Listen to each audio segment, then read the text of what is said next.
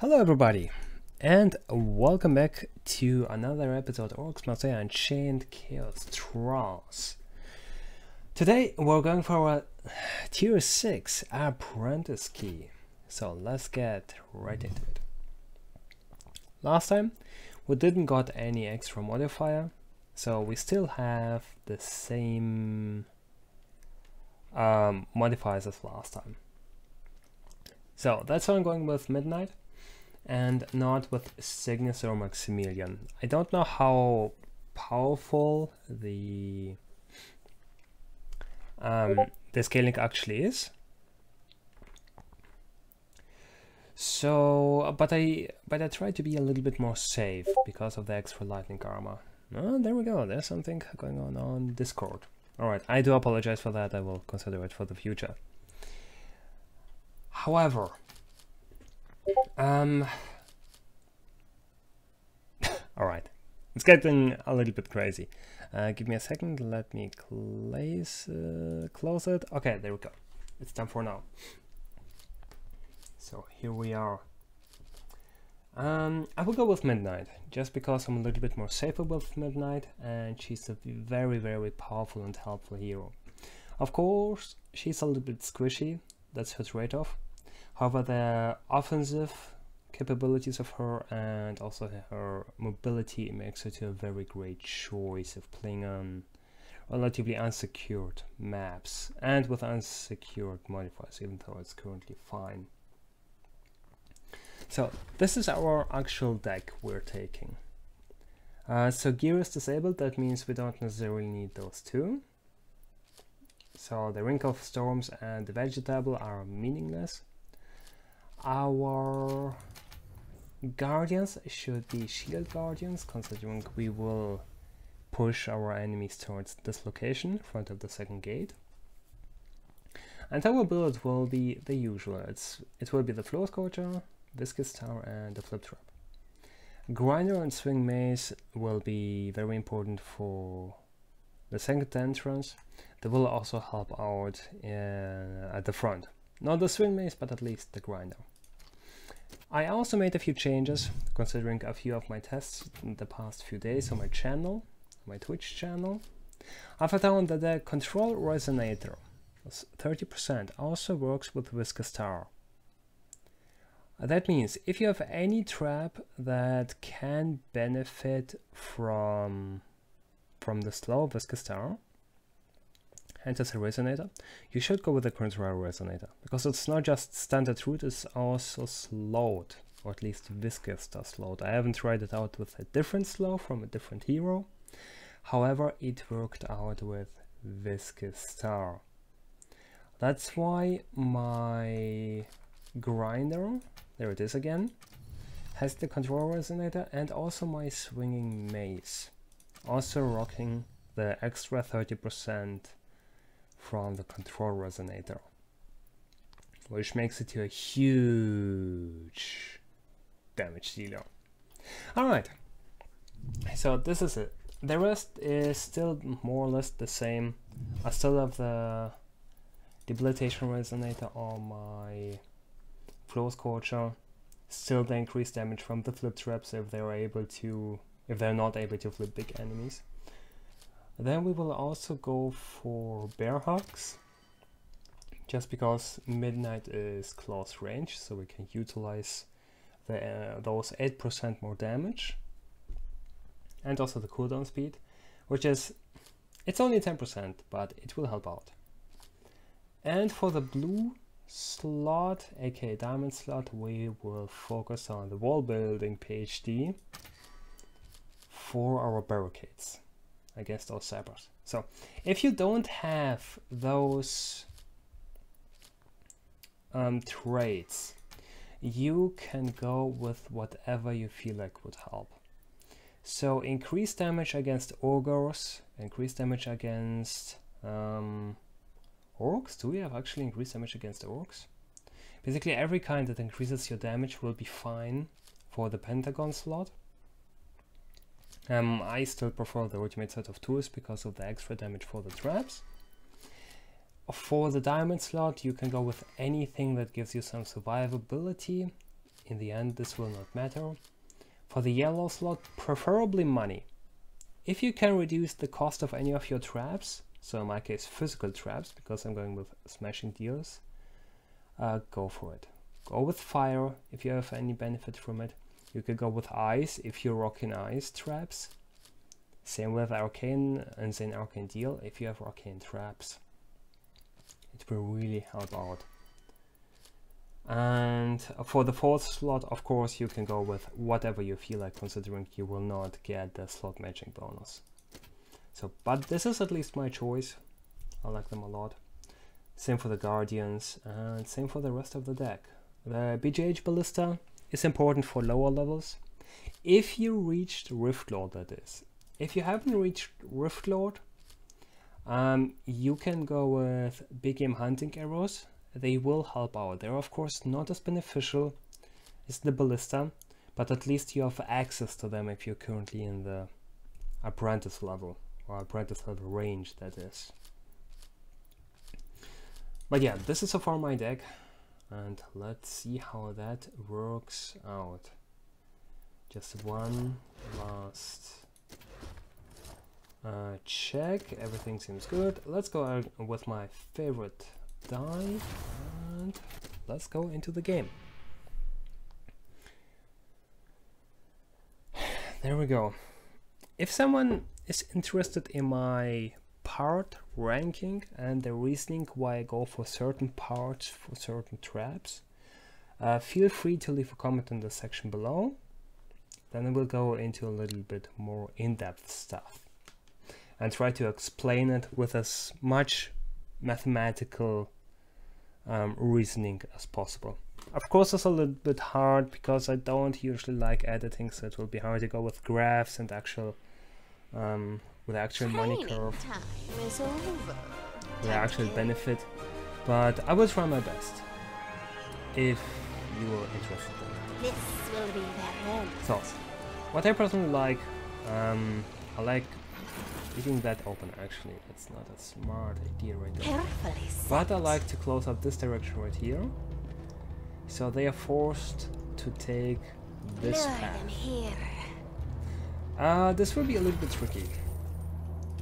Now that I remember that we have sappers, they will directly aim to the barricade, so we need a few measures to deal with them.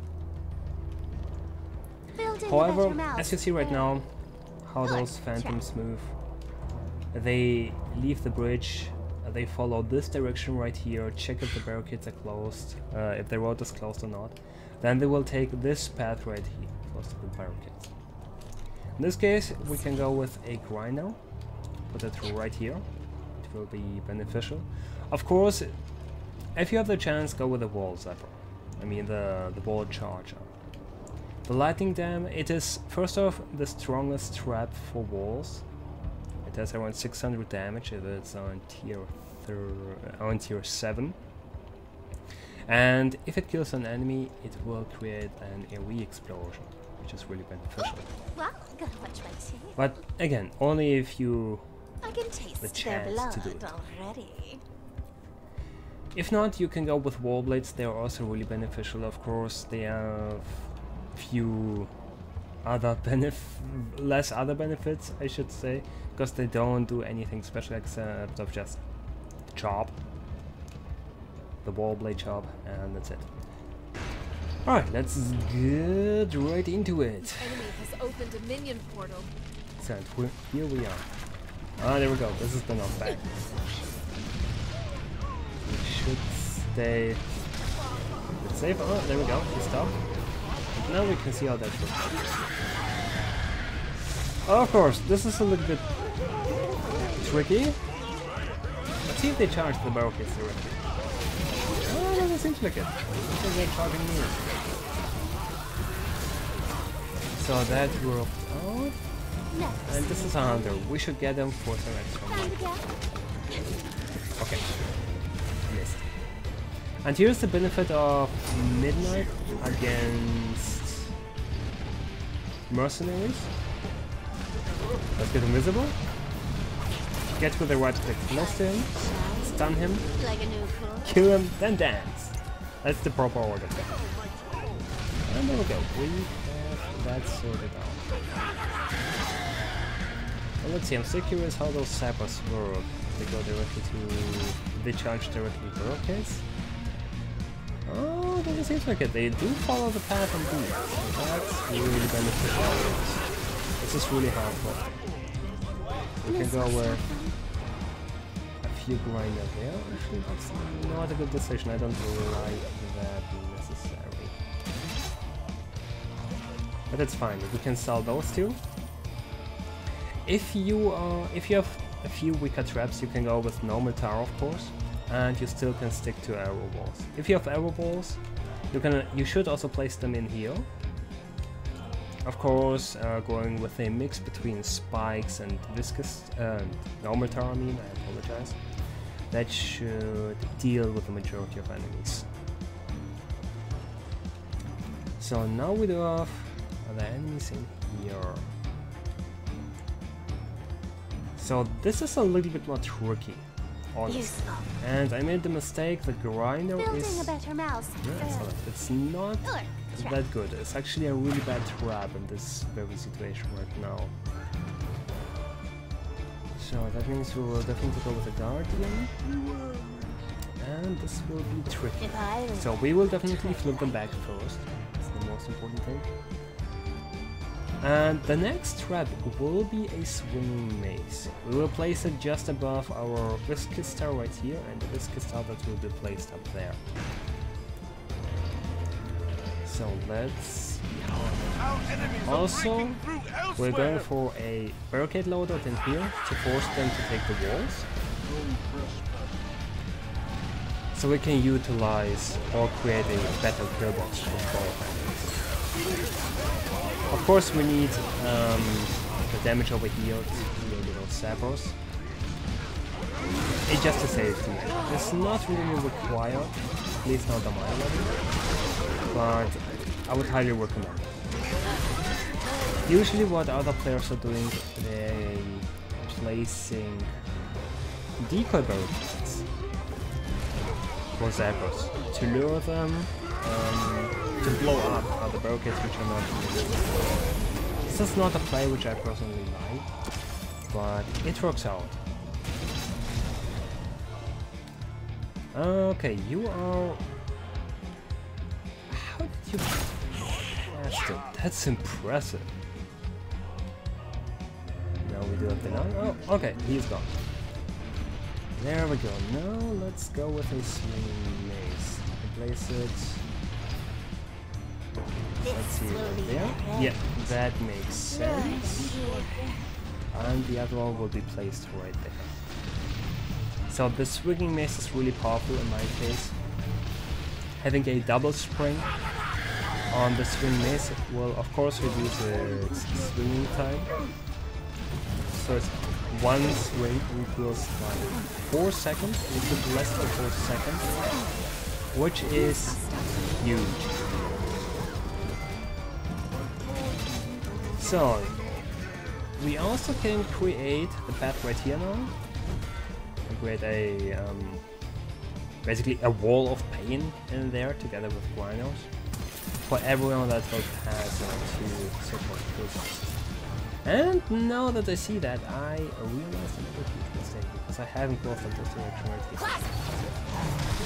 Which is actually fine, so you have to remember to place... where do we place them? Where do we place them? Yeah, let's say right here. Place those barricades right there. So they see them as soon as possible and choose to take the left side. So that's basically how I missed it last time. Interesting. There we go. The second barricade. And more zappers.